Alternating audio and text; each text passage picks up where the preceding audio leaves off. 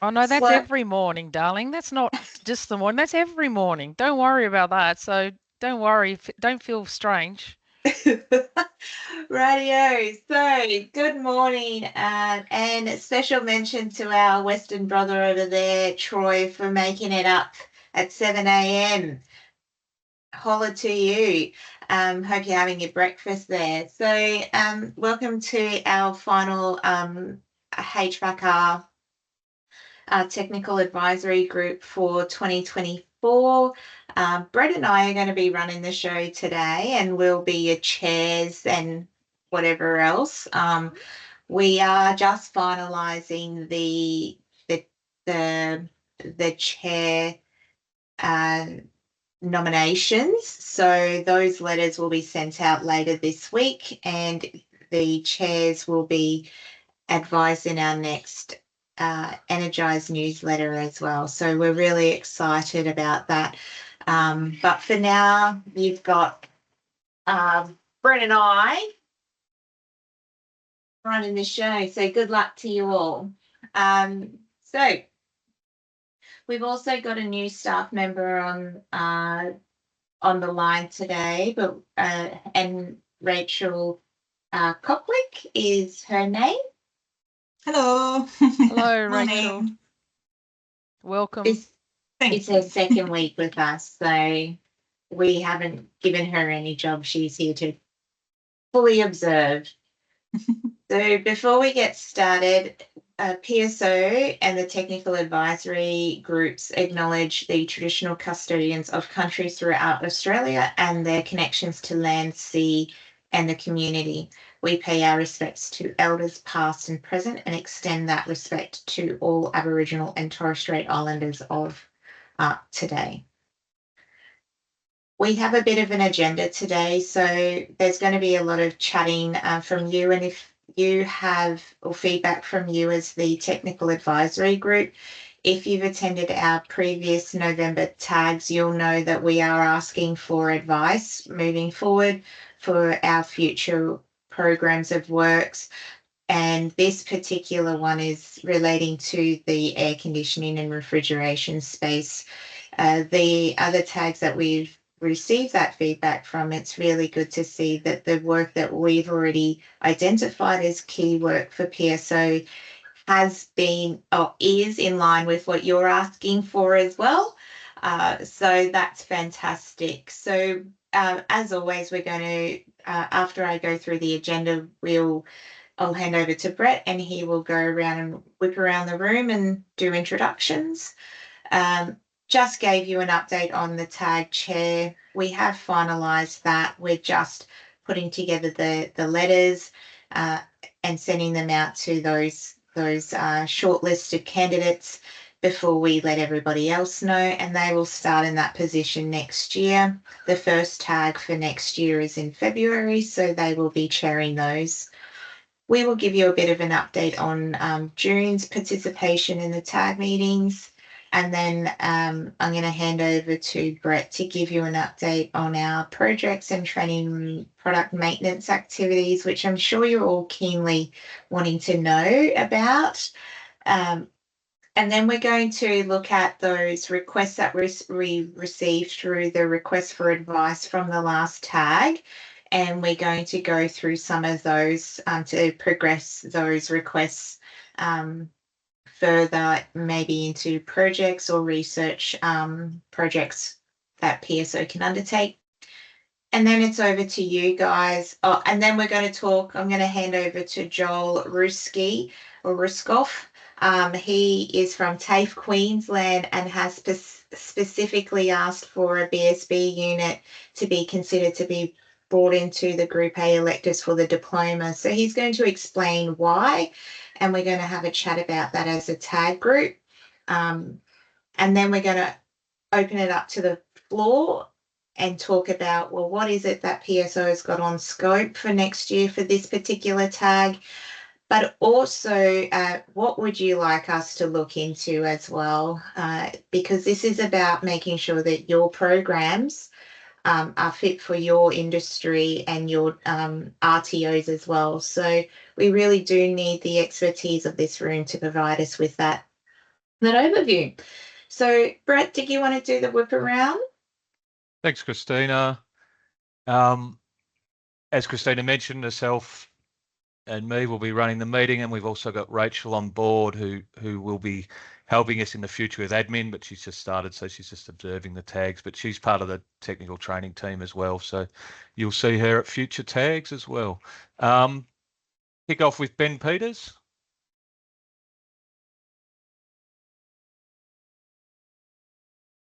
Would you like me to say anything? Well, we know you're here now, Ben. Thank you. I think most in the room know you, but you can give us a quick what your position is. It'd be great.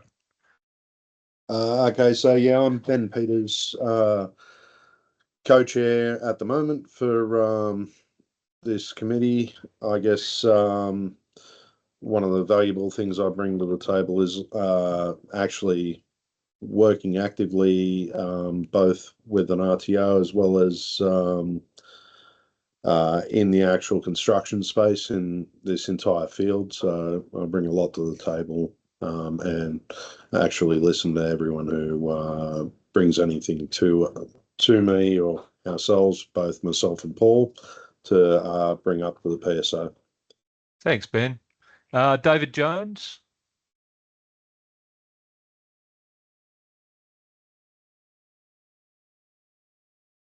You with us, David? I am. Sorry, having a internet problems here. We've recently moved residents and need to get some more mesh or some mesh Wi-Fi. Sorry. Anyway, that's David Jones. For 25 years, I've been running a contracting company, Air Construct HVAC. We do mostly local government, state government, mining work. I guess our last project was a $1.7 million chilled water cooled chilled water project, a regional gallery here in Mackay. Some years ago, I developed the NAT 10829, which is the Certificate 2 in Air Conditioning Hygiene. We deliver that here in Mackay through our RTO, my RTO, air hygiene training, and HVAC technician, started in 1985 and still at it. So yeah, it's a bit of a background, and just have tried to make these meetings previously. Apologise for prior absences, but I just want to get involved and just see how this is shaping up for the HVAC industry. Thanks, David. Great to have you on board. Thank you. David King. Oops. Hi. Yeah, so I represent RMIT University in Melbourne. I look after their HVAC department, and I have recently had electrotechnology and instrumentation added to my portfolio. So I guess my lookout for 2025 is how we can increase our presence not only in the HVAC industry, but particularly in instrumentation. Thanks, David. Greer Novak. Hi, everybody. I'm Greer Novak, the Principal Advisor or Acting Manager at the moment for licensing in Queensland. Thanks, Greer. Jennifer Mason.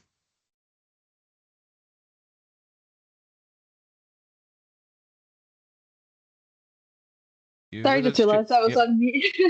You're right. Hi, I'm Jen Mason. I'm from the Victorian Building Authority. We're the regulator for refrigerated air conditioning down here in Victoria. So we register practitioners who are doing that work. So particularly interested in the Certificate 3 of air conditioning and refrigeration, because we feel that there's some gaps in that learning. Thanks, Jen. Melissa Wortman. Hi, I'm Melissa Wortman. I'm the Executive Officer of the New South Wales Utilities and Electrotechnology. Not a huge background in electrical. I started that 28 years ago, but I've got 28 years worth of experience in vocational education across a number of industries. Thanks, Melissa. Joel Ruskov. Yeah, good morning. I just TAFE Queensland. I just teach in the electrical and refrigeration space. Thanks, Joel. I've got Steve. I don't have a surname on my screen. That's because they didn't give me one. Good morning, all. Steve Smith. Oh, Steve Smith. Great to see you. For those in the room who don't know you, Steve, which there won't be many, do you want to just give us a quick? Yep, 40 years of experience in vocational training in refrigeration air conditioning. Becoming an old hand now, or have become. And currently employed by Superior Training Centre and working with Ben. Thanks, Thank Steve. you. Troy Bond. Good morning, everybody. I work for the Industry Training Council in WA that looks after electrotechnology. I'm a Sparky, I'm not a Friggy. I'm just here. My interest is to stay informed, though, with UEE, see what's going on. We don't use UEE for Friggies here, but we also are responsible for providing the right advice to our senior responsible officer at our Department of Training Workforce Development. So just here to listen. Thanks, Troy. And last one on my list, but not least, certainly Paul Wright. Morning, everyone. Paul Wright. I'm based in Canberra at the Canberra Institute of Technology. Been in the industry for a while, associated with previous tax, skills service organisations. Yeah, been around a little bit. Anyways, here to contribute, and hello, everyone. Thanks, Paul. Is there anyone I've missed? If not, we'll head back to you, Christina. Awesome. Thank you. And thank you, everybody, for introducing yourself. Okay, let's move on. So last June, we had 16 of the 21 registered participants attend. So that's a really high participation rate of 76%, which is awesome because we do need that feedback, like we said at the beginning. And you'll see from that we have had all jurisdictions, no, I'll take that back. Most jurisdictions represented, but we have definitely had most of the employer types represented as well. So the organisation types across the industry, which is something that PSO is really keen to make sure that we continue. It allows us to feed that data back to the department to let them know that we are engaging with all the stakeholders that we're meant to engage with. So thank you for that. Out of those 16 participants, we got 8 requests for advice responses, which was fantastic.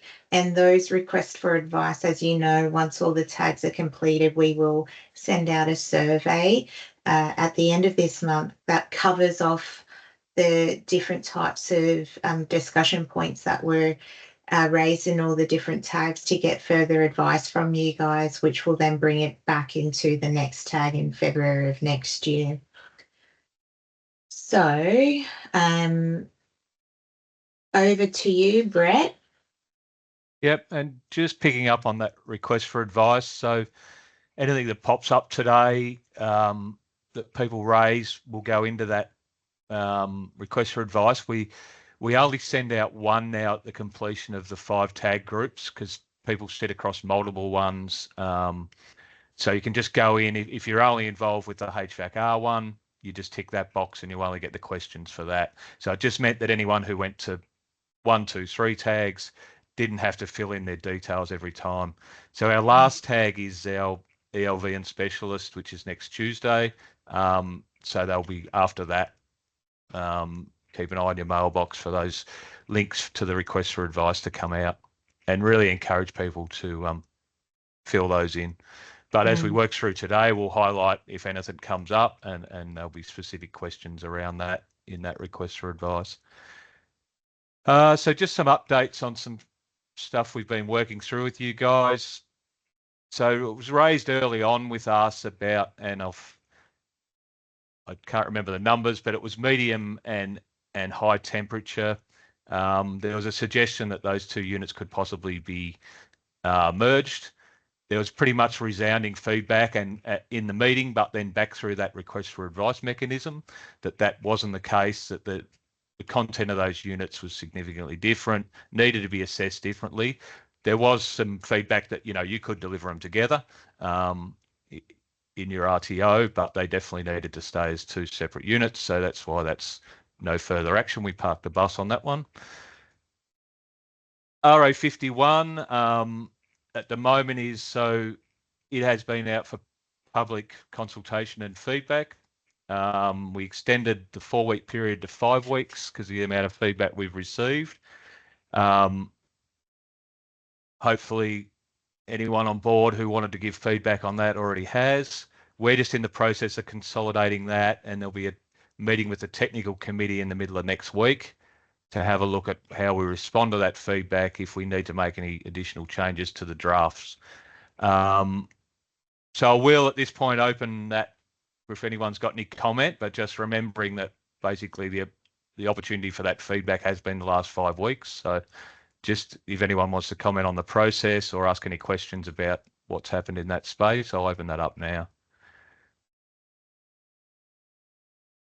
I suppose from my perspective, you know, I'm the ITAB, so the request has come through to us from Training Services New South Wales, and you know, obviously we have to be neutral on all of this, so give them some advice. So we've sought advice from NECA, sought advice from the ETU, and also obviously RACA gave us some feedback. So I imagine, Brett, they're not all the same particular views on that particular unit. So yeah, look, Training Services is finding it difficult to work out what to give advice to you, but I suppose at the end of the day, it's, you know, the advice that one of the stakeholders gave, it's a licensing issue. It hasn't changed at the moment. So, you know, that's, you know, it needs to be sorted out in New South Wales from a licensing perspective. So the unit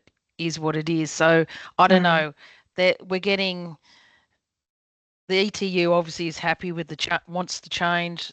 The Refrigeration and Air Conditioning Association, RACA, doesn't want to have the change, and NECA appears to be sort of sitting on the fence.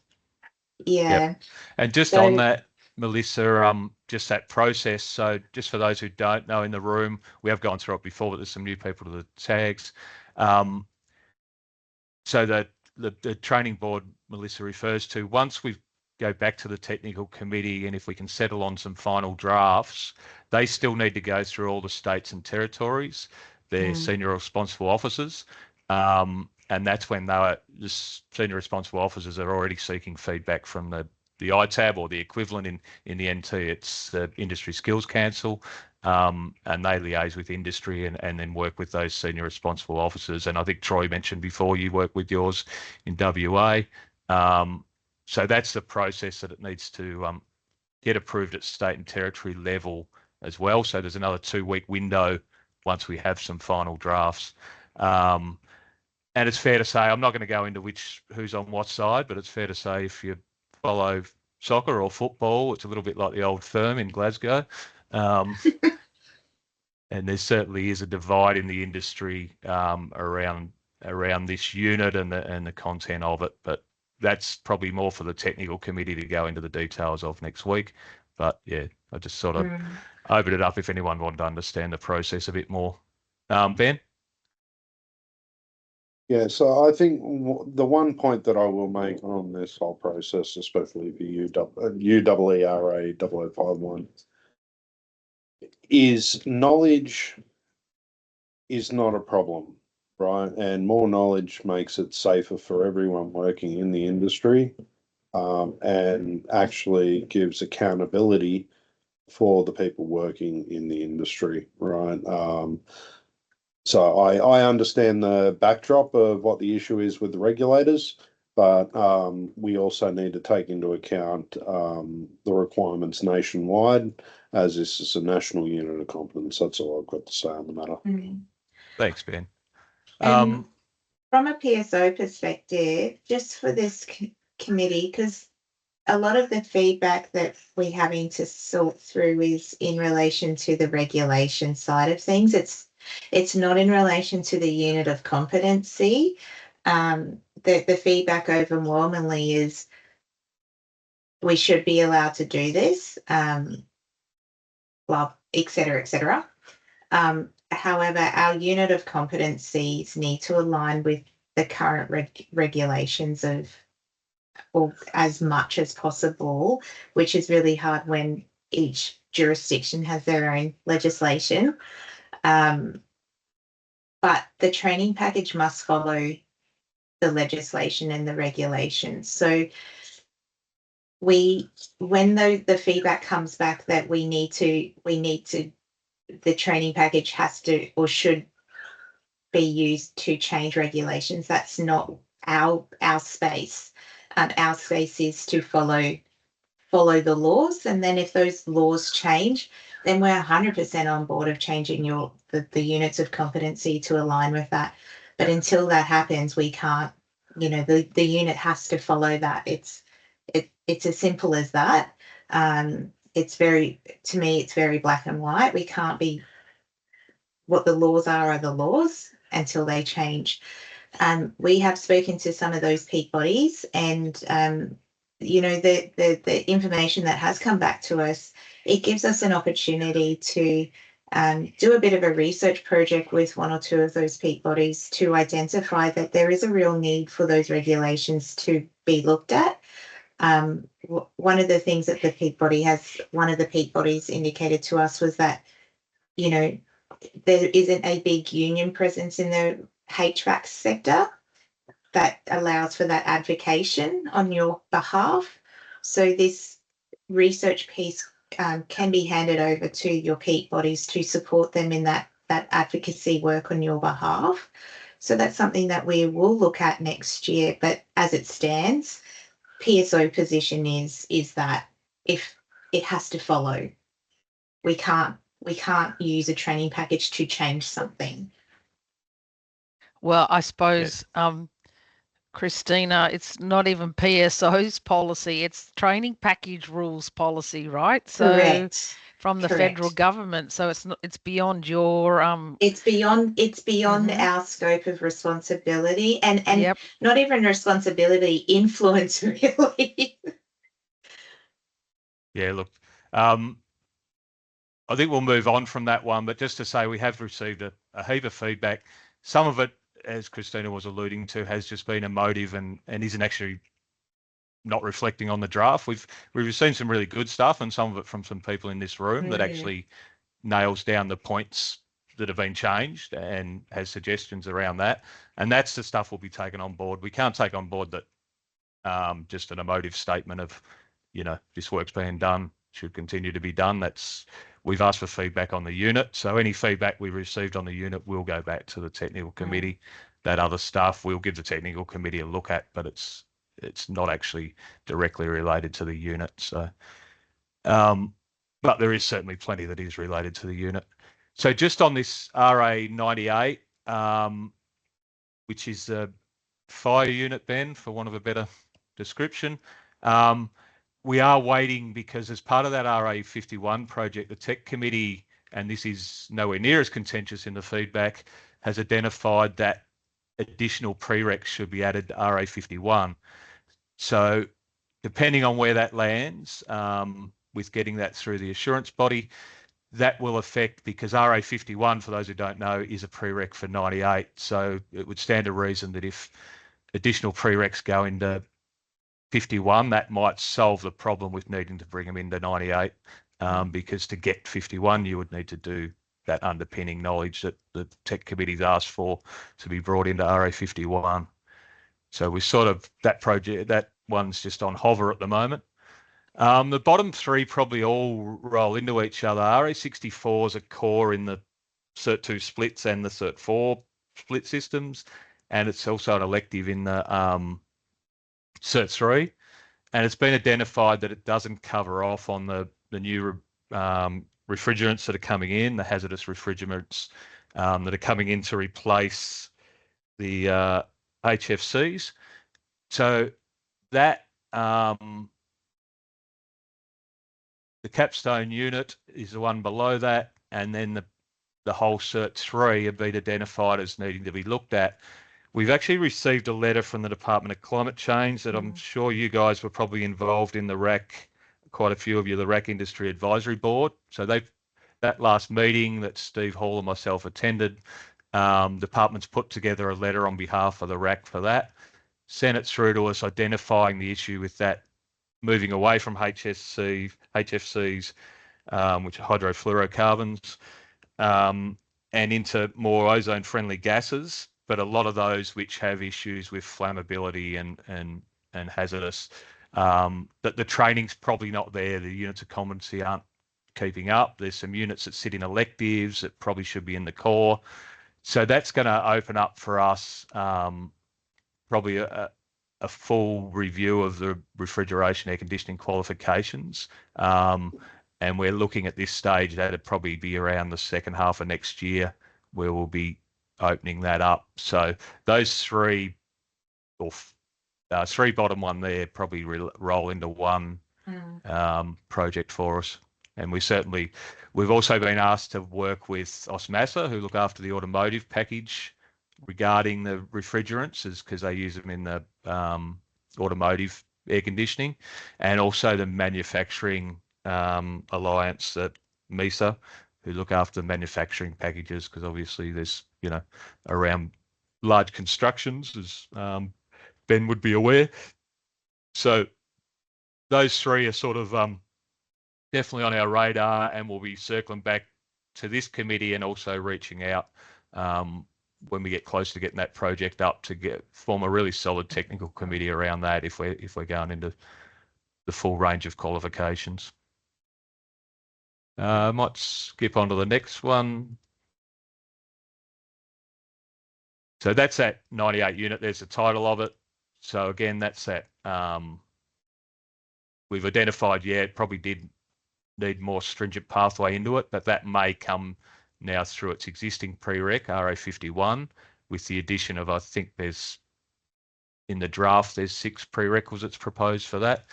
RA51, for those who don't know, only had WHS as its only prereq prior to this revision. So that draft, and we haven't had we've had a little bit of feedback around which prereqs should go in, but certainly there's been no feedback about that no prereqs should go in. So that's a positive in that space.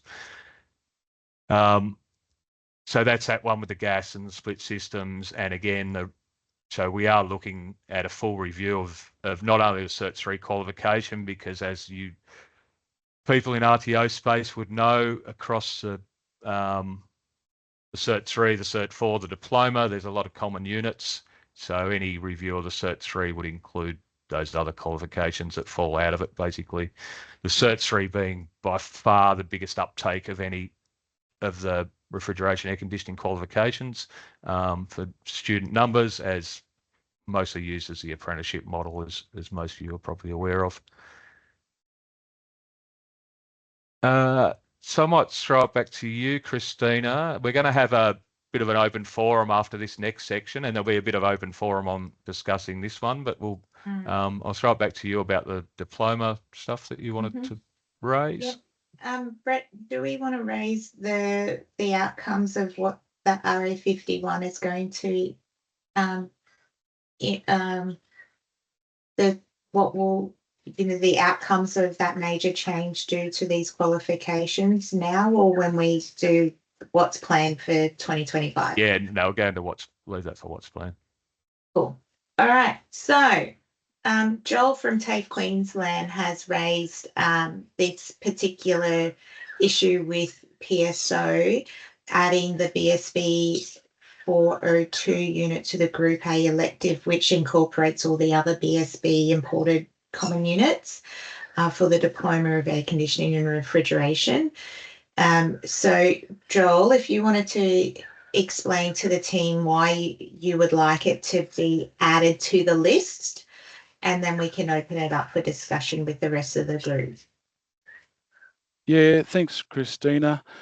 It's probably a bit more unique to Queensland, because part of our licensing in Queensland, to do any go for a certain size, they want you to have a diploma of refrigeration.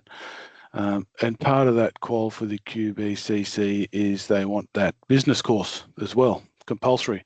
So I was wondering if I could put that business course into the qualification. because there are comments on the qualification that you can import certain units. So I just want to bring that up. And I think the elective group A, we might have a discussion before, it is around the business side of things. So just raising the possibility, can it be brought in? We need to do it. And it's probably, I guess, at that high level qual, it's a good one to have anyway.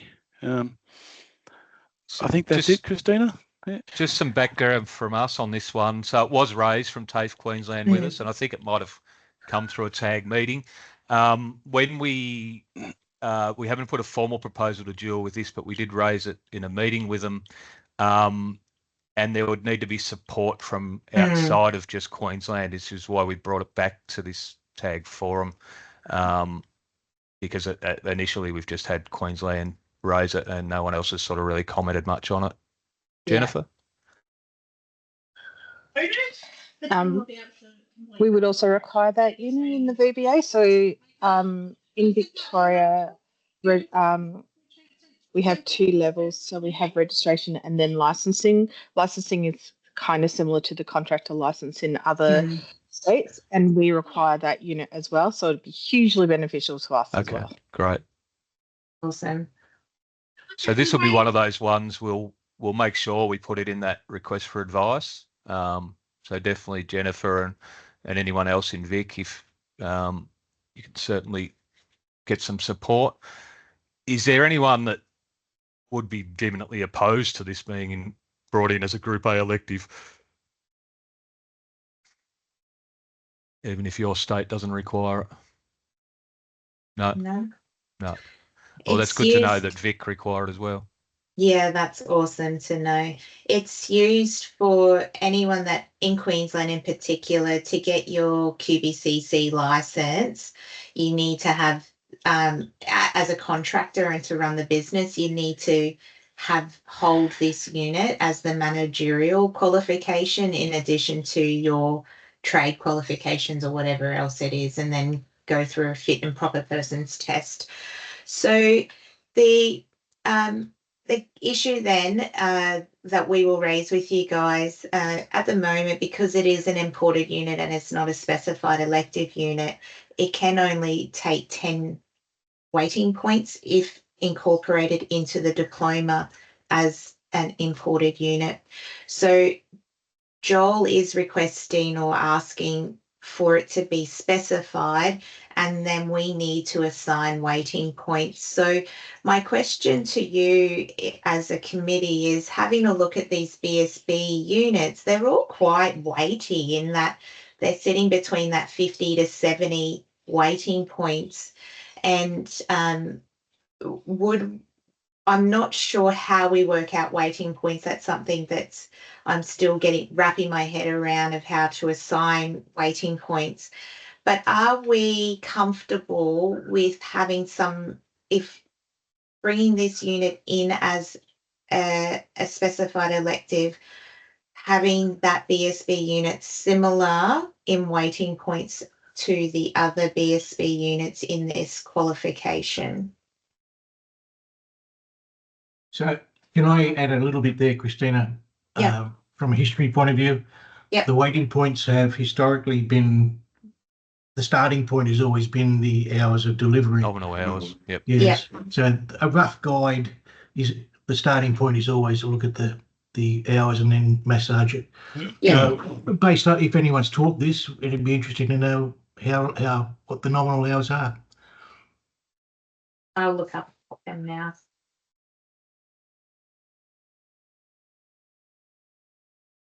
Joel? Yep. I did look at the Victorian Training Package purchasing guides, because I don't think there's weighting points for many units anymore. That's where the UEE is a bit exclusive for that. Yep. They came up, I think it was 60, because it is a pretty big unit. Yeah, which probably sits in line with when you look at those other. It is 60 units. Yeah. That's the only one I could find on some of that. And it's about that weight. And that's, I thought it sort of does fit well in that area, but yeah. Yep. So if we were to put a proposal in, but we might throw that in as a question in the RFA too, Christina, referencing the purchasing guide and how many hours do people think the points should align with that? Jen? I was about to say, I was looking at that yesterday at 60 hours. It's also a really heavy unit. So It's huge.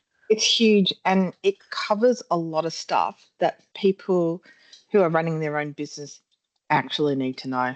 It's a really good, it's one of those really great business units, and it's intense and it's easily customizable.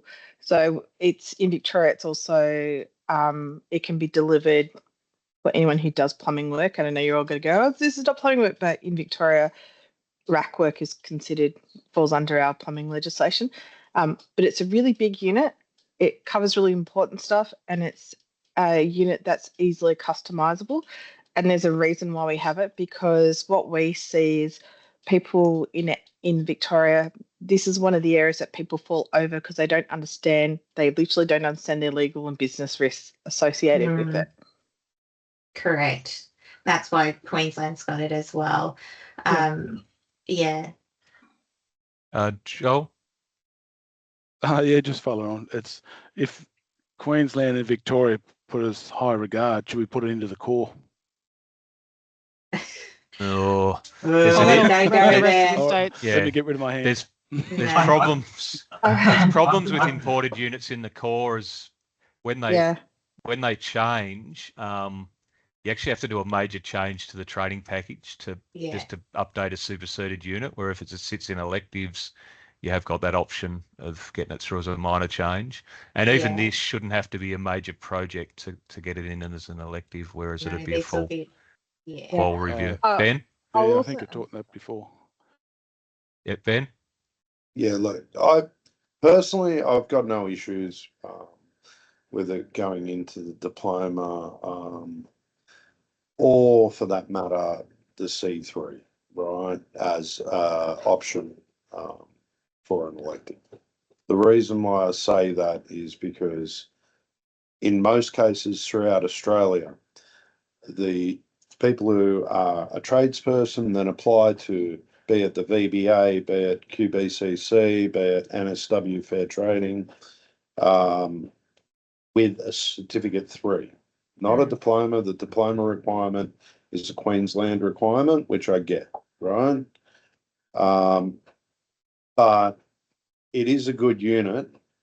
But again, it comes down to the licensing authorities, because like I'm online right now and apparently you can do it for 249, complete it within 3 months or sooner, blah, blah, blah. Again, it comes down to the licensing organisations, making sure that the units are done by appropriate RTOs, not RPL'd.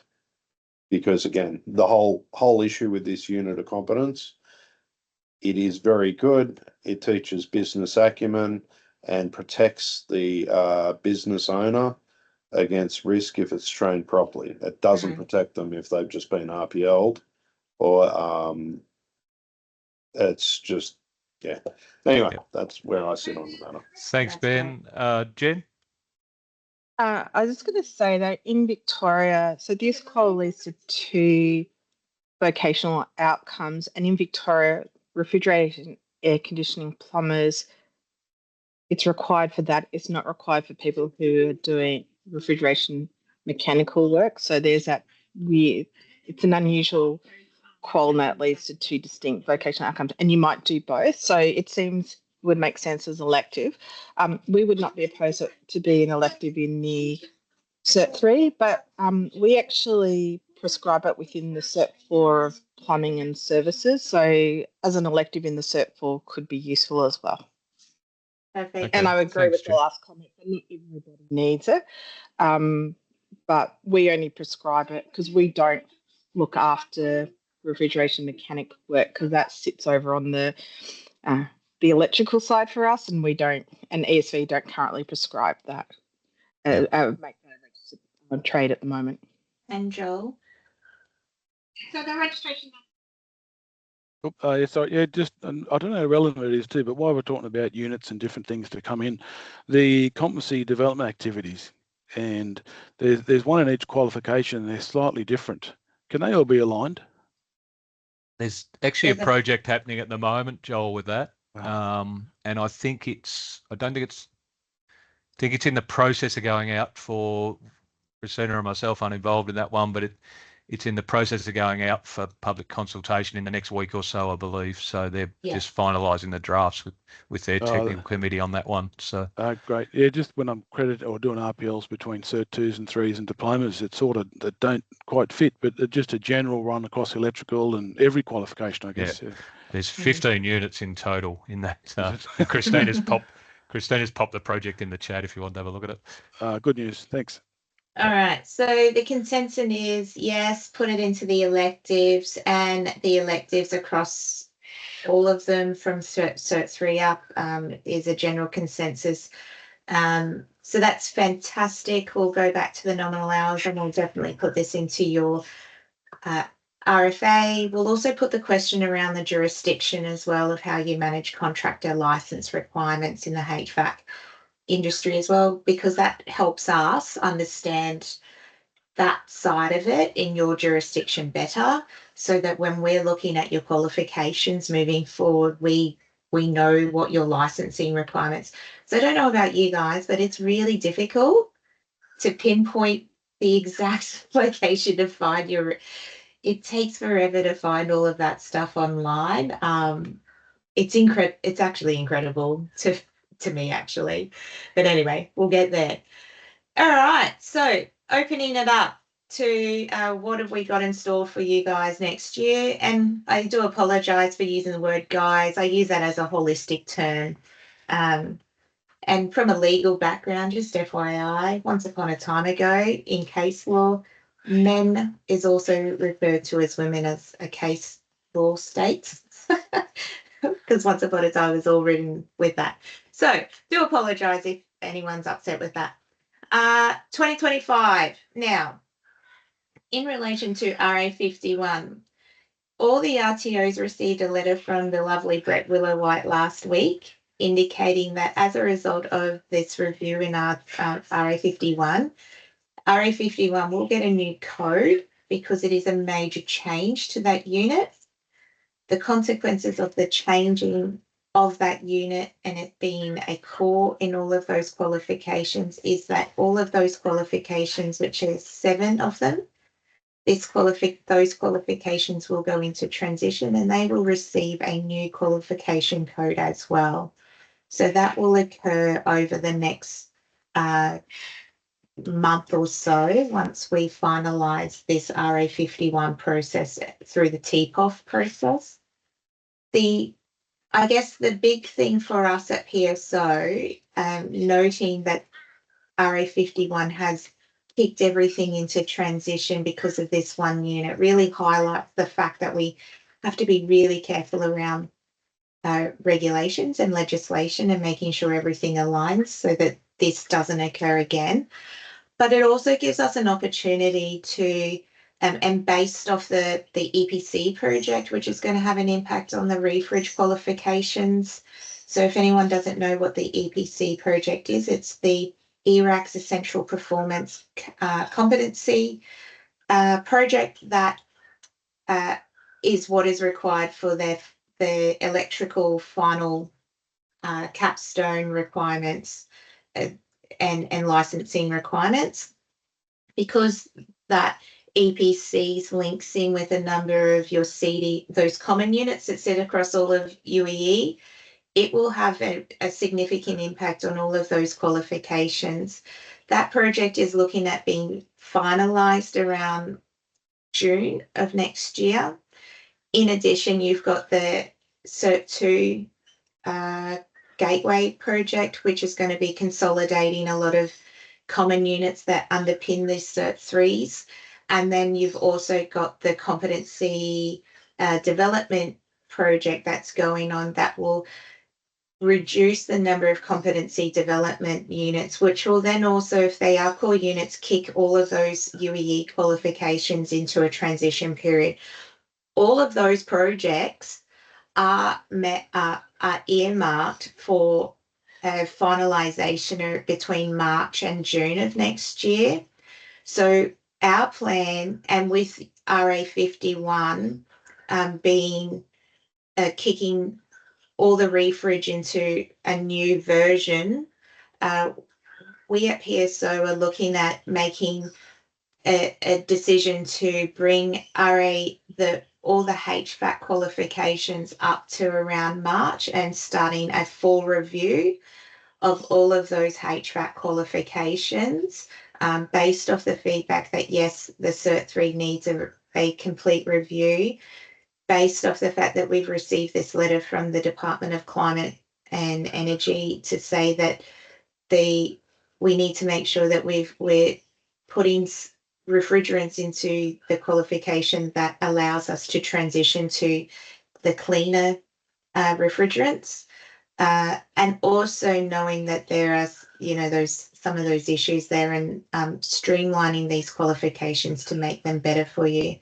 So that's one of the big pieces for us at PSO as of next year. It'll be an 18-month project, a complex project for you. So Ben, you've got a question in relation to that? Yeah, so specifically, I get Department of Environment saying, look, refrigerants are changing. Who from AREMA have been in contact with PSO? ARENA? No, AREMA. AREMA. AREMA is the Manufacturers Association. So that's all the manufacturers for the refrigeration air conditioning industry, excluding domestic hot water heat pumps, just to be clear, that have equipment being imported into the country.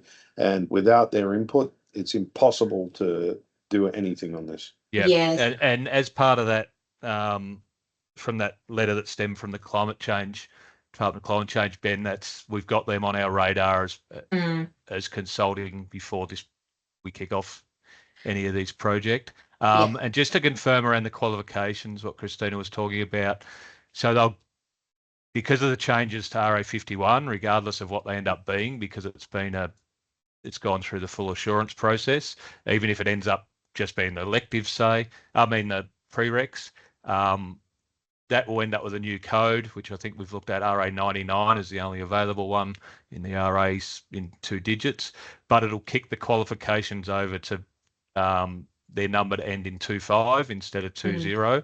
But just confirming all those quals from the Cert 3 through the diploma that have that unit in it will be deemed equivalent. So there won't be issues with getting it on scope. Obviously, you'll still have to update your background systems and stuff, but we're really conscious of that with the RDOs to make sure that we get deemed equivalent. So that transition, at least you're not going to ASQA to get it on scope. But yeah, certainly AREMA, and we'll be going out wide with this, Ben. We need to get, and it'll probably be around June, even before that sort of activity submission goes in, because we need to do that early research to get information to the department. Because when we put an activity in, you've basically got to outline what areas you're looking at. So we need to nail those down, because we don't want to get halfway through the project, realize we've missed something around, hazardous refrigerants, and then have to go back cap in hand to them and try and beg to get it put into the project. So we want the project scope to be as broad and to cover off everything the issues. So some of the issues raised through this forum and our other feedback has definitely been around the capstone unit, the wording of that application in the capstone unit. That's allowed people to come in and sort of RPL the whole qual based on that. So that would be a focus.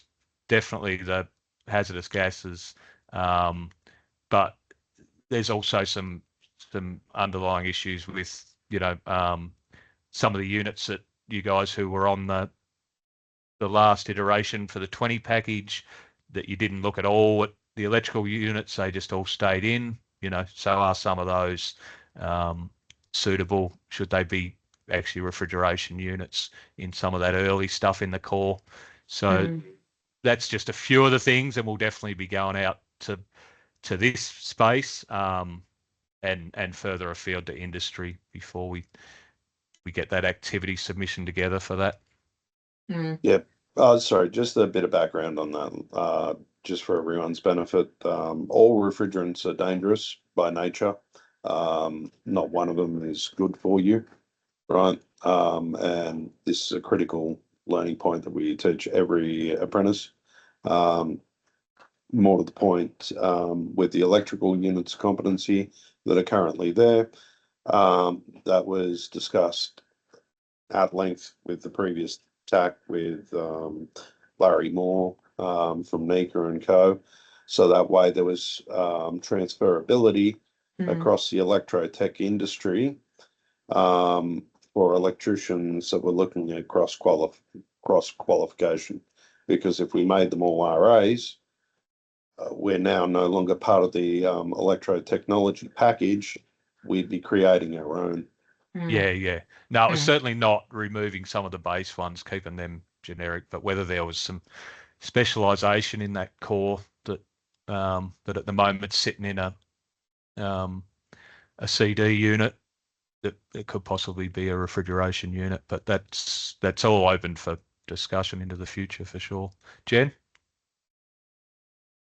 Just two really broad questions, and also agree with many of Ben's comments he just made about refrigerants.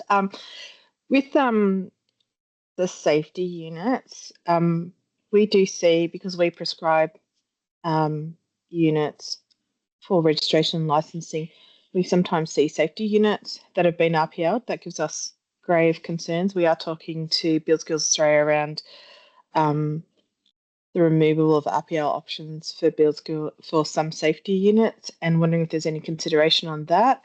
It's not a be all and end all, but we just know that's not being trained and that these people are coming in without, and it's a concern. And there's WorkSafe Victoria is seeing accidents. And the second part was just heat pumps. I know that's a buzzword at the moment. Just wanting to know if there's any. I know it's part of one of those units as part of the set 3, but just wanted to see if there's any consideration around heat pumps. Sorry. I'll leave the heat pumps to Ben, but just on the RPL issue, in the new standards that are currently out for review, and I think they're coming in about mid next year, they're actually removing that requirement for RTOs to it's actually a requirement at the moment that you have to offer RPL for everything. So there'll be an option in the current version of those standards that are coming out to not offer RPL, so that, and it's probably around those safety units. It's actually not offered much in Victoria because RPL, the funding structure for RPL, it's more that it's not about good quality RTOs. It's more about that and this is just one example. So, and it's not one that relates to this, but trench shoring. So there's people who are RPLing trench shoring, and people are dying from trench shoring. So we don't want them to be. We understand, so you can't RPL first aid. So it would be good that you can't actually just rely on job training, that you actually have to have the full training. You can't RPL the white card either. So just as a consideration, it's a issue out there that people are getting RPL'd into those units, and it's not good quality RTOs that are doing that. But we know, and we've got evidence, and we're talking to ASCA about that. But we are seeing people who are being RPL'd who clearly wouldn't pass the pub test in terms of an RPL. Jennifer, that's up to the regulators, right? Between the regulators, the regulators can deny any application. They're telling us that's at the training package level, because there's rules that are put in for some units. Yes, correct. Yeah, look, I understand. What I was trying to get at though was, firstly, when you're talking about regulators, they're allowed to accept a qualification or a unit, or just say we challenge you and prove it. Right, that's done in New South Wales via committee, and then followed up with via trade testing generally. But again, that's not a PSO matter; that's a regulator matter. But when you again, say it's regulator, which regulator? in your case in Victoria, it's the VBA, right? Well, we can't sorry. regulate, but we can't regulate. We can't regulate. As the training regulator, practices. you issue a license to operate. Yeah. Right. So you have the choice to issue the license or not issue the license. So Well, we can't reject someone. It's not under our remit to reject someone with a unit. So regardless of how, because RPL can be a genuine way to see that. I agree. So, right. And to be honest with you, most of the concerns that we see are actually coming out of New South Wales. But that's just the thing, because RPL is not done commonly in Victoria because of our funding arrangements. But in training packages, there are requirements that say that some units cannot be done via RPL. Mm-hmm. Yes. So the training package.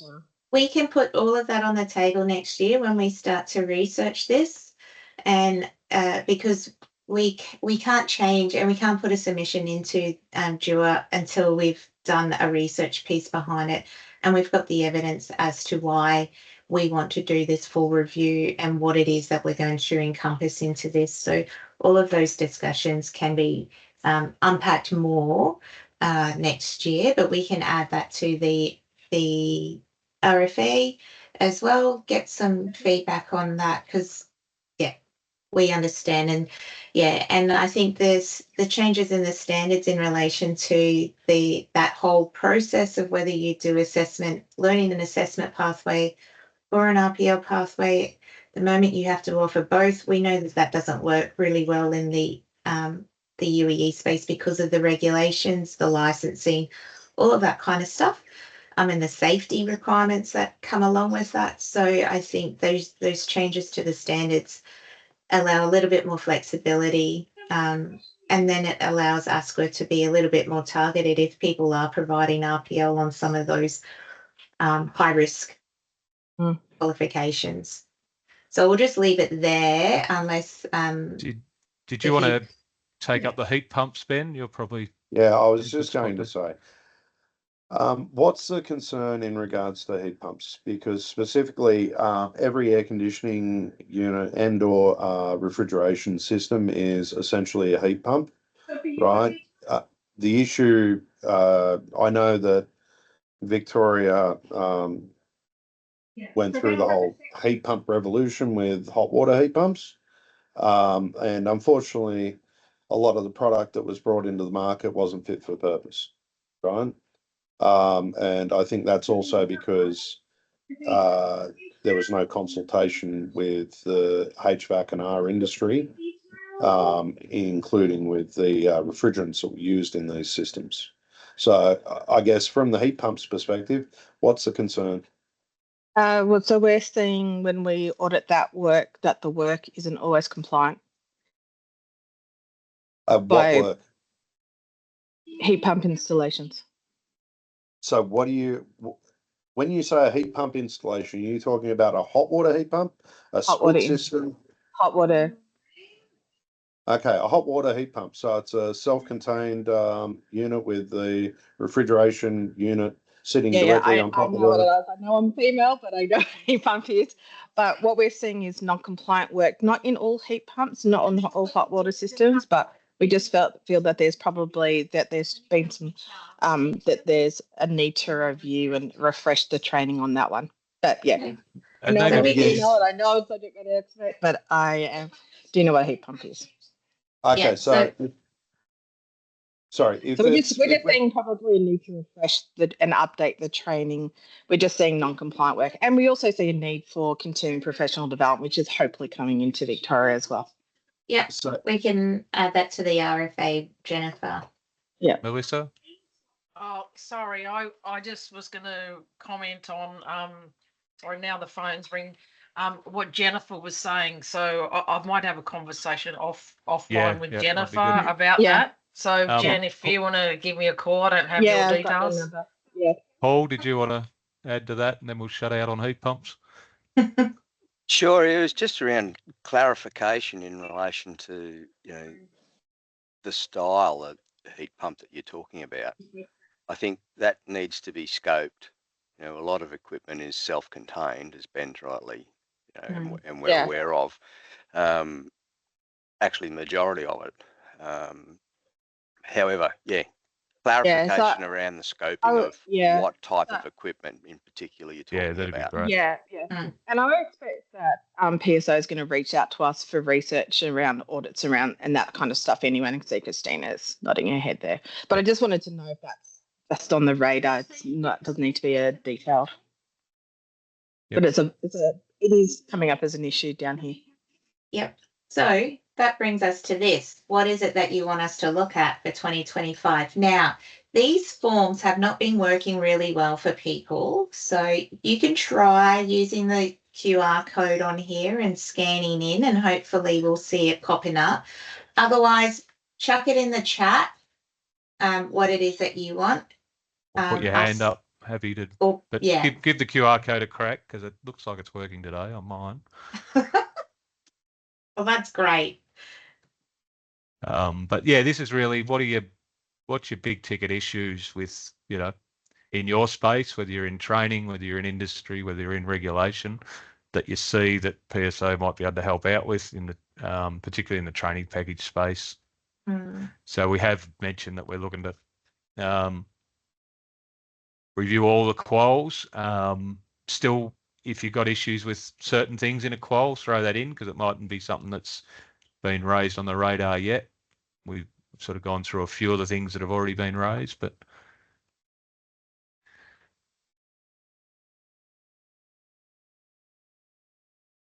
so David, did you just want to speak to your comment there that the IO unit? So that's yeah. Look, it's a difficult one, and I think it just gets overlooked. I don't know that there's many RTOs even delivering it, but with all these net zero drivers in place now, and as I've mentioned in the chat there's a lot of research being done by government, DUR, I think, in particular around the energy consumption in mid-tier buildings. And Dr. Dan Daly and his research team at University of Wollongong published a series of research papers 3-4 years ago now called The Better Ways to Work. It was largely focused on the mid-tier sector, and what they unravelled through their surveys was that 50% of this building stock doesn't have any automation or smarts. So there's a lot of equipment running out of hours. There's a lot of equipment that the CO2 they don't have CO2 sensors. It's running on a fixed volume of outside air, and that can be easily controlled with a with a small digital controller, BMS type controller, and a small amount of programming knowledge will get you in a position to control HVAC systems in a much more energy efficient way, which I think's should be core to anyone who's done a Cert 3 and is operating in that space. Sounds good, David. Thanks, David. Thank you. What is that unit code? Because I've got one too many O's in there. Sorry. Yeah, it's discrete. There's a C in there as well. IC. That's an IC. Yeah. Sorry. Oh, sorry. Did I miss one? Yeah. So it's IC 00. Add it up on 13. Training. Yeah, PLCs. Sorry. Yeah, I know that there's a couple of colleges around the country that are doing it in refrigeration air conditioning. I think, Paul, are you doing it? CDU is. Yeah, we're actually doing it here. I agree as far as sustainability and the like is concerned. However, the unit itself probably needs to have the previous unit as a building block towards attainment of students have got to come in, and you've got to be fairly savvy in relation to understanding these items, but there's a background work that needs to bring them up to speed so that they can then understand this unit better. If that makes sense. That's actually been raised in instrumentation too, where this unit sits. That there's probably a space for a more of a building block unit, for want of a better word. But otherwise, before the students before you love jump it. into the programming. But yeah, we used to do it at CDU Yeah. with refrigeration and electrical as their one of their electives.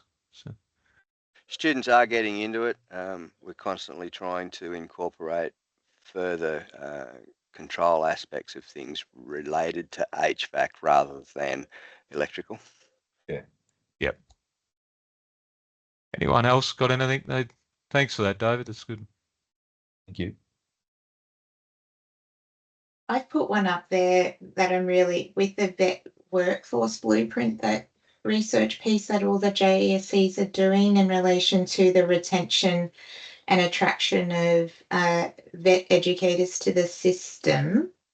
One of the things that have been called out is the need for industry to support the RTO educators in this space, especially, I guess, in your space where we have this net zero targets that are coming at us.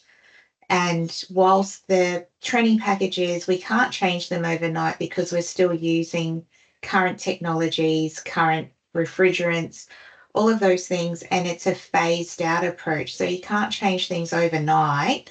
But knowing that we've got this target coming at us, and that trends, we've got to look at how we transition the workforce. That workforce also includes your RTO educators.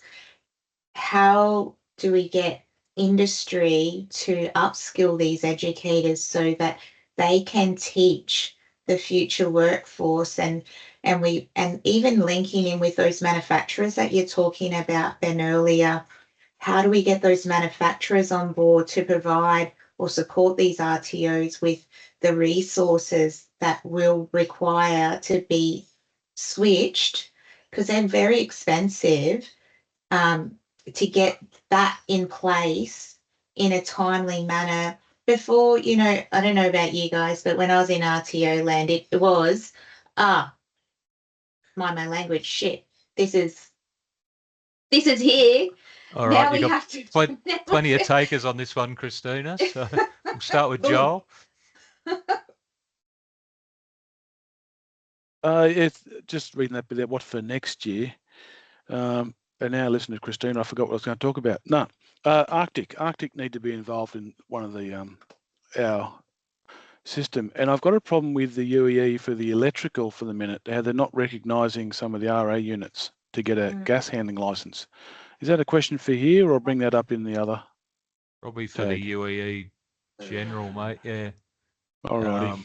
But also, as far as recognising, is probably more of a RTO. It's not actually a training package issue as such. It's probably the RDO regulator.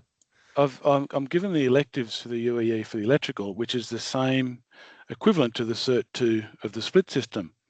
Exactly the same, but Arctic don't want to recognise a gas handling licence for the Cert 3 with those electives, but they will recognise the exactly same thing for the Cert 2 split heat pump.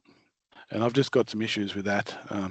I don't know, go about it. I think Christina I've talked to her. Yeah, about I think before, it's been raised. But you could credit transfer to that Cert 2, couldn't you?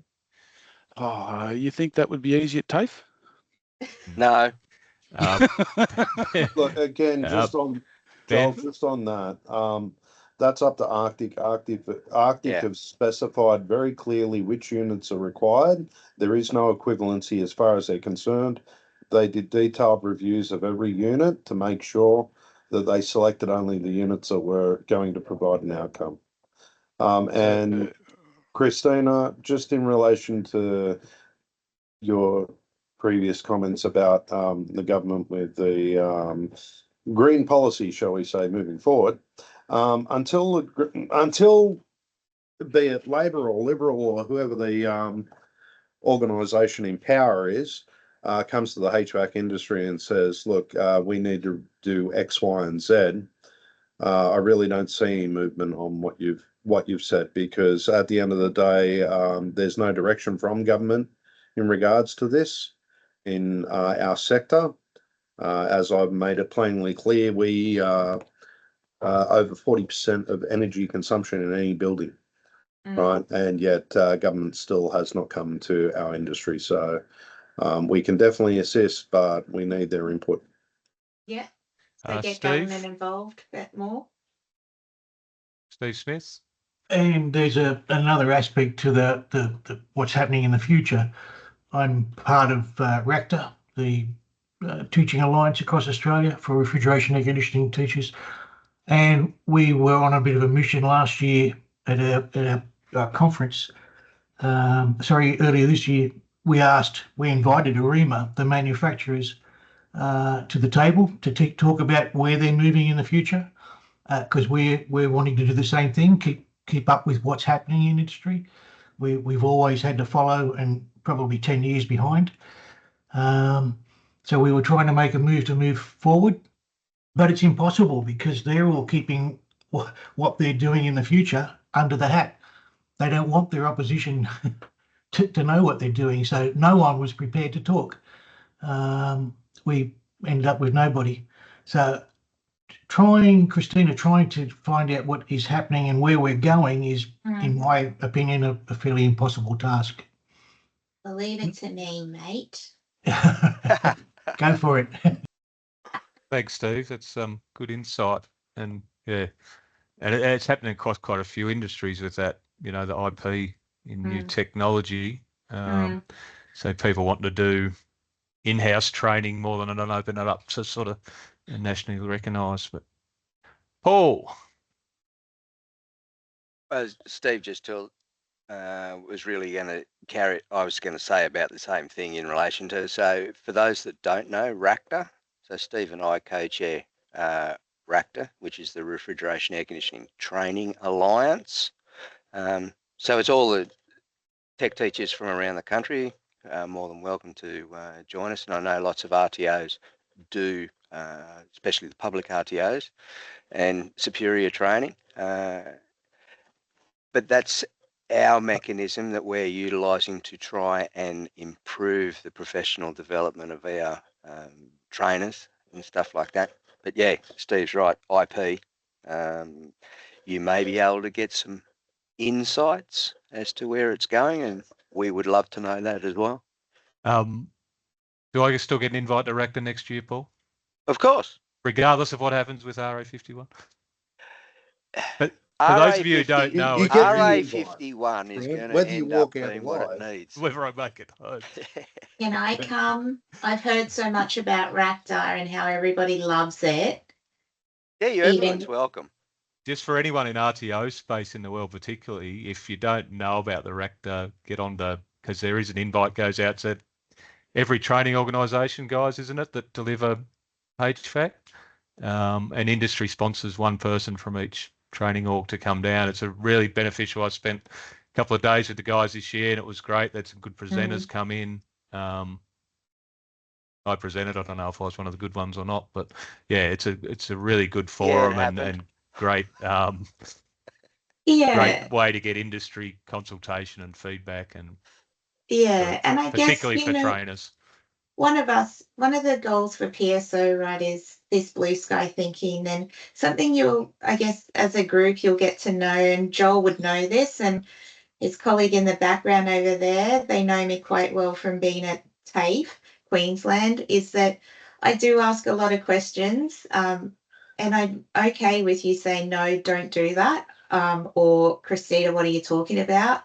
But I do ask a lot of questions to help, try and move things along. And I will go out there and try and find people to come back to us and help us out with this stuff. So, so if you think that I'm asking really dumb questions, I apologize. I just generally want to help get things right for you guys and find out where's your pain points moving forward. So, I guess just get used to the silly questions that come from Christina Bradley moving forward. They're generally from a good place. So just looking at the time, and you've probably heard enough from us, I'll just give a quick brief and then I'll throw it open to any last questions or comments. So we're looking at 3 tags next year. First one in probably late April, early March will be around the time. Let everyone get back into the swing. February, Brett? Yeah, late February, Yep. early March, possibly. We do have to spread them over 3 weeks or 2 weeks. So that's what we're looking at moving forward. The HVAC group stays the same. We have condensed a couple of the other ones together, so there wasn't 7 tag groups, but we see this as an important group to keep as a standalone. So most of you have been here before. The ones who are new today, hopefully you've got something out of it.